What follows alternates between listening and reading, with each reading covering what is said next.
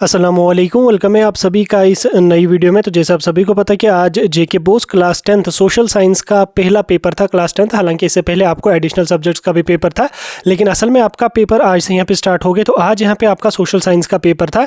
तो इस वीडियो में मैं आपके साथ आज का सॉल्व पेपर लेकर आया हूँ। हम देखेंगे कि आज पेपर में किस किस टाइप के क्वेश्चन पूछे गए थे और कुछ क्वेश्चन को हम सॉल्व करने की भी कोशिश करेंगे। डिटेल में आपके साथ डिस्कस करेंगे। वीडियो काफ़ी इंपॉर्टेंट रहेगा, वीडियो को पूरा एंड तक देख लेना। चैनल को भी सब्सक्राइब कर देना, व्हाट्सएप और टेलीग्राम ग्रुप दोनों ज्वाइन कर देना। लिंक दोनों की आपको डिस्क्रिप्शन में मिल जाएगी। तो चलिए वीडियो को शुरू कर ले। तो देख लेते हैं यहाँ पे आज के सोशल साइंस के पेपर के बारे में। तो इसका पीडीएफ आपको हमारी वेबसाइट पे भी मिलेगा और उसके अलावा आप हमारा टेलीग्राम और व्हाट्सएप ग्रुप ज्वाइन कर लेना, वहाँ पे आपको पीडीएफ भी मिलेगा। फिलहाल मेरी स्क्रीन पे यहाँ पे एक्स सीरीज का पेपर है। वाई और जेड सीरीज अगर मुझे मिली तो मैं शाम तक उस पर भी वीडियो डालूंगा और उसका भी सॉलिड पेपर अपलोड करूंगा। तो पेपर यहाँ पे काफ़ी अच्छा आया था, अच्छे अच्छे क्वेश्चन पूछे गए थे आपके। और जो क्वेश्चन आपको मतलब जो चीज़ें आपको आगे चल के भी किसी कॉम्पिटेटिव एग्जाम या एसएसबी एसएससी का एग्जाम आप दे दोगे, उसमें भी काम आ जाएंगे। तो मेरे ख्याल से उस हिसाब से आपके क्वेश्चन यहाँ पे पूछे गए थे। बहुत अच्छा पेपर आया था। 17 पेजेस का आपका पेपर था, 80 मार्क्स का आपका पेपर था, 3 घंटे का आपका टाइम दिया गया था। 1:30 बजे से आपका पेपर स्टार्ट हो गया। ये सारी चीज़ें आपको पता है। पहले यहाँ पे हम सेक्शन ए की बात करेंगे। इसमें आपको यहाँ पे ऑब्जेक्टिव टाइप क्वेश्चन पूछे गए थे, यानी कि एक मार्क्स वाले क्वेश्चन पूछे गए थे। अब इसमें कौन सा क्वेश्चन आपका पहला आया था? इसमें जैसे फर्स्ट वन क्वेश्चन आपका आया था, when did the treaty of Vienna take place? Treaty of Vienna किस साल में जो वो साइन की गई थी? तो इसके 4 ऑप्शन आपके थे। 4 में से जो आपका राइट आंसर था वो था यहाँ पे 1815 एडी में ट्रीटी ऑफ वेना को यहाँ पे साइन किया गया था। ये क्वेश्चंस आपको एसएसबी में भी काम आ जाएंगे और एसएससी में भी ये क्वेश्चन पूछे जाते हैं। ठीक, ये बहुत इंपॉर्टेंट क्वेश्चन है और अच्छे अच्छे क्वेश्चन इस बार इन्होंने यहाँ पे पूछे थे। नेक्स्ट क्वेश्चन यहाँ पे आपका पूछा गया था, ओद किसान सभा वाज सेटअप बाय? ठीक, जो ओद किसान सभा थी वो किसने सेटअप करी थी, यानी कि उसको किसने स्टार्ट किया था? तो ऑप्शंस आपके पास स्क्रीन पे बहुत सारे हैं। एक यहाँ पे आपका महात्मा गांधी भी है, एक आपका जवाहरलाल नेहरू भी है और एक यहाँ पे सरदार वल्लभ भाई पटेल है। और उसके बाद यहाँ पे ऑप्शन सी में आपका है नेहरू एंड बाबा रामचंद्र। तो राइट आंसर आपका क्या रहने वाला? नेहरू ने भी स्टार्ट करी थी। नेहरू के साथ साथ कुछ और लोग भी इसमें शामिल थे, अकेले जवाहरलाल नेहरू जी ने ही नहीं इस जो वो ओद किसान सभा को स्टार्ट किया था। तो इसमें कौन कौन थे? एक थे आपके जवाहरलाल नेहरू और उसके बाद रामचंद्र भी थे और कुछ और भी थे, लेकिन मेजर जो है ये इन्हीं दो ने मेजर रोल अदा किया था। तो इसलिए राइट आंसर इसका यहाँ पे सी पार्ट आप लोगों का रहने वाला। नेक्स्ट क्वेश्चन आपका पूछा गया था, ground nuts and rape seeds are dash seeds grown in India? ठीक है, किस टाइप के सीड्स होते हैं? तो राइट आंसर इसमें आपका रहेगा ऑयल सीड्स। ठीक, इसमें आपको ऑयल सीड्स यहाँ पे लिख लेना था, क्योंकि ग्राउंड नट भी हमारा ऑयल सीड होता है और रेप सीड्स भी हमारे ऑयल सीड्स ही होते हैं। अगर आपने ऑयल सीड इसमें फिल किया है तो ये आपका सही है। ठीक, नेक्स्ट क्वेश्चन यहाँ पे आपका आया था साइमन कमीशन पे। इसमें आपका क्वेश्चन पूछा गया था, when the Simon commission arrived in India? ठीक, कौन से ईयर में साइमन कमीशन इंडिया में आया था? 1926, 1927, 1928 और 1929। तो राइट आंसर इसका क्या रहेगा? 1928। आना था इसको 1930 में, लेकिन 2 साल पहले ही ये साइमन कमीशन आया था। 1928 में ही फिर ये साइमन कमीशन इंडिया में आया था। तो राइट आंसर आपका सी पार्ट यहाँ पे इस क्वेश्चन का रहने वाला है। अगला क्वेश्चन यहाँ पे आपका है, Jammu and Kashmir academy of art culture and heritage was established in which year? ठीक, किस साल में जम्मू कश्मीर की आर्ट कल्चर और हेरिटेज को एस्टैब्लिश किया गया था? तो इसमें आपको फिल इन द ब्लैंक्स था। तो राइट आंसर आपका 1958 है, यानी कि 1958 में जम्मू कश्मीर की आर्ट कल्चर और लैंग्वेज की एकेडमी यहाँ पे स्टार्ट की गई थी। तो इसका राइट आंसर आपका 1958 यहाँ पे रहने वाला है। नेक्स्ट क्वेश्चन आपका था, which state is the largest producer of rice? ठीक, लार्जेस्ट प्रोड्यूसर ऑफ राइस आपको लिख लेना था, यानी कि कौन सी स्टेट में सबसे ज्यादा चावल जो है वो उनकी प्रोडक्शन यहाँ पे होती ही। एक यहाँ पे आपका है पंजाब, एक है वेस्ट बंगाल, एक है राजस्थान, एक है यहाँ पे मध्य प्रदेश। तो राइट आंसर क्या है? वो आपका वेस्ट बंगाल रहने वाला है। काफी सारे बच्चे यहाँ पे पंजाब को टिक करके आ गए होंगे, तो पंजाब नहीं है। लार्जेस्ट प्रोड्यूसर ऑफ राइस जो है वो वेस्ट बंगाल अभी के लिए है। ठीक, तो वेस्ट बंगाल इसका राइट आंसर रहने वाला है। नेक्स्ट क्वेश्चन यहाँ पे आपका इसी में पूछा गया था, which town is the electronic capital of India? ठीक, इलेक्ट्रॉनिक कैपिटल इंडिया का कौन है? एक है मुंबई, कोलकाता, बेंगलोर और पुणे। तो राइट आंसर इसका क्या रहने वाला है? यहाँ पे बेंगलोर। ये क्वेश्चन रिसेंटली जेकेएसएसबी के जेकेबी कांस्टेबल के पेपर में भी ये क्वेश्चन आया था। ये 1 मार्क्स का क्वेश्चन आया था, तभी मैंने आपको बोला इसमें बहुत सारे अच्छे अच्छे क्वेश्चन इन्होंने अब की बार पूछे थे, क्योंकि पहले तो जेके बोस में इधर उधर के ही क्वेश्चन पूछे जाते थे, फालतू के क्वेश्चन, लेकिन अब की बार इन्होंने बहुत अच्छे क्वेश्चन यहाँ पे पूछे और आई होप बच्चों ने भी मैक्सिमम क्वेश्चन को अटेम्प्ट किया होगा, क्योंकि पेपर बहुत अच्छा यहाँ पे इन्होंने इस बार डाला था। नेक्स्ट क्वेश्चन यहाँ पे आपका है, which country in south Asia never had a democratic government? ठीक, यहाँ पे 4 कंट्रीज हैं, 4 में से आपको बोलनी है कि इनमें से किस में डेमोक्रेटिक गवर्नमेंट कभी नहीं बनी। ठीक, एक ही आपका भूटान है, श्रीलंका है, इंडिया है, म्यांमार है। तो राइट आंसर क्या आपका रहने वाला है? वो आपका भूटान है। ठीक, भूटान साउथ एशिया की ऐसी कंट्री है जिसमें डेमोक्रेटिक गवर्नमेंट आज तक नहीं बनी। ठीक, तो राइट आंसर आपका भूटान यहाँ पे रहने वाला है। नेक्स्ट क्वेश्चन यहाँ पे आपका है, democratic government is responsible to, जो डेमोक्रेटिक गवर्नमेंट होती है वो रेस्पॉन्सिबल किसको किसको होती है? क्या वो प्रेसिडेंट को होती है, प्राइम मिनिस्टर को होती है, चीफ जस्टिस ऑफ इंडिया या पीपल्स? डेमोक्रेटिक गवर्नमेंट में जो गवर्नमेंट होती है वो रिस्पॉन्सिबल होती है किसको? पीपल्स को, यानी कि लोगों को उसको जवाब देना पड़ता है। नेक्स्ट क्वेश्चन यहाँ पे आपका है, इसको मैं ऊपर लेके चलूंगा। नेक्स्ट क्वेश्चन यहाँ पे आपका मैन्युफैक्चरिंग इज, ठीक, मैन्युफैक्चरिंग क्या है? क्या प्राइमरी एक्टिविटी है, सेकेंडरी एक्टिविटी है, टर्शरी एक्टिविटी है या कॉर्नरी एक्टिविटी है? तो मैन्युफैक्चरिंग क्या हमारी है? ये हमारी सेकेंडरी एक्टिविटी है। मैन्युफैक्चरिंग हमारी इंडस्ट्रीज के साथ जुड़ी हुई है, तो ये हमारी सेकेंडरी एक्टिविटी यहाँ पे आ जाएगी। नेक्स्ट क्वेश्चन यहाँ पे आपका है, what is the full form of DRABC? DRABC की फुल फॉर्म आपको यहाँ पे लिख लेनी थी, तो इसकी फुल फॉर्म क्या है? Danger response airway breathing and circulation, इसकी यहाँ पे फुल फॉर्म है। नेक्स्ट क्वेश्चन यहाँ पे आपका है, choose one of the following, choose which one of the following is not a natural disaster. ठीक, यहाँ पे चार है, चार में से आपको बोलना है कि नेचुरल डिजास्टर इनमें कौन नहीं है। एक है फ्लड है, अर्थक्वेक है, फायर है और लैंडस्लाइड है। देखो फ्लड भी हमारा नेचुरल डिजास्टर होता है, अर्थक्वेक भी हमारा नेचुरली होता है, लैंडस्लाइड्स भी नेचुरली आते हैं। ठीक, इसमें मैन इंसानों के साथ कोई लेना देना नहीं है। लेकिन जो फायर हमारी होती है ये नेचुरल डिजास्टर नहीं है, जब तक हम आग लगाएंगे तब तक आग नहीं लगती है। फ्लड्स भी कुदरती आते हैं, जलजला भी कुदरती होता है, अल्लाह बचाए इन चीज़ों से। लैंडस्लाइड्स भी जो है वो नेचुरली यहाँ पे आते हैं। नेक्स्ट क्वेश्चन यहाँ पे आपका पूछा गया था, the Jammu region is also known as the land of temples, gompas, scenic beauty या छोटो कश्मीर। ठीक, तो जम्मू रीजन को क्या कहा जाता है? Land of temple. जैसे बारामूला को कहा जाता है लैंड ऑफ माउंटेन्स, तो उसी तरह से जम्मू को कहा जाता है लैंड ऑफ टेम्पल्स। ठीक, तो टेम्पल इसका यहाँ पे राइट आंसर रहने वाला। नेक्स्ट क्वेश्चन यहाँ पे आपका पूछा गया था, dash was the Maharaja of Jammu and Kashmir at the time of accession. देखो जम्मू कश्मीर पहले इंडिया का पार्ट नहीं था, ये एक सेपरेट जो है वो मतलब पार्ट हुआ करता था। देन उसके बाद जब अंग्रेज जम्मू कश्मीर से भाग गए तो उस टाइम जो है वो फिर एक इंस्ट्रूमेंट ऑफ एसेशन साइन हुआ था, जिसपे मैं ज्यादा आपके साथ डिस्कस नहीं करूंगा, लेकिन थोड़ी सी कहानी मैं आपको समझा देता हूं। तो उस टाइम महाराजा हरि सिंह जम्मू कश्मीर के जो है वो महाराजा हुआ करते थे।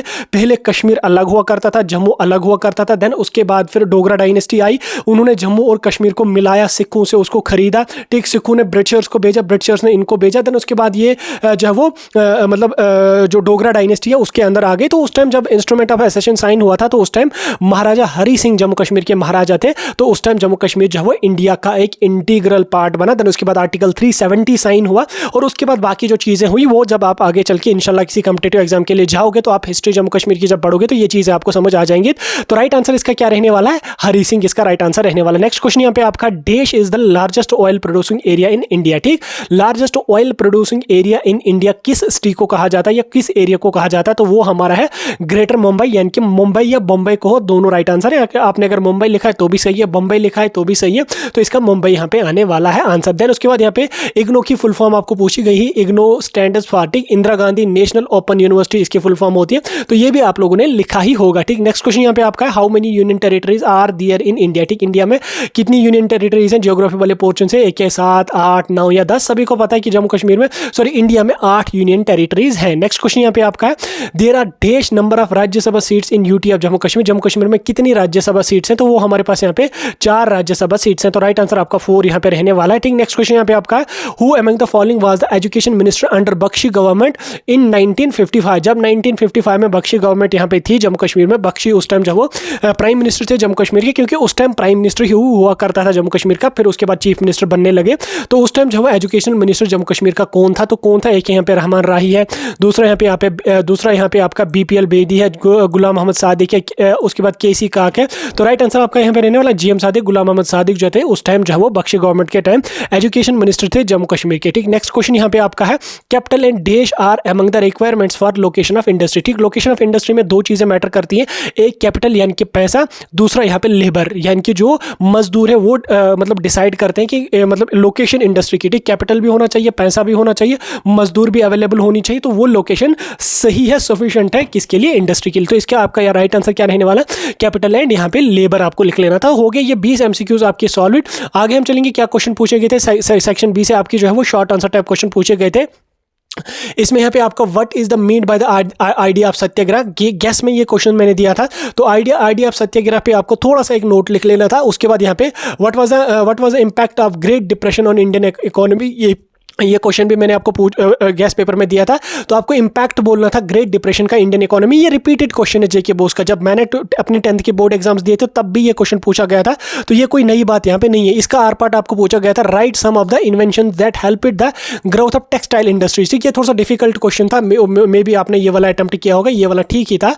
उसके बाद यहाँ पे नेक्स्ट क्वेश्चन है why were the corn law scrapped, explain 3 reasons. ठीक, कॉर्न लॉ को क्यों स्क्रैप किया गया था, उसके 3 रीजंस आपको लिख लेने थे, ये भी लिखा होगा।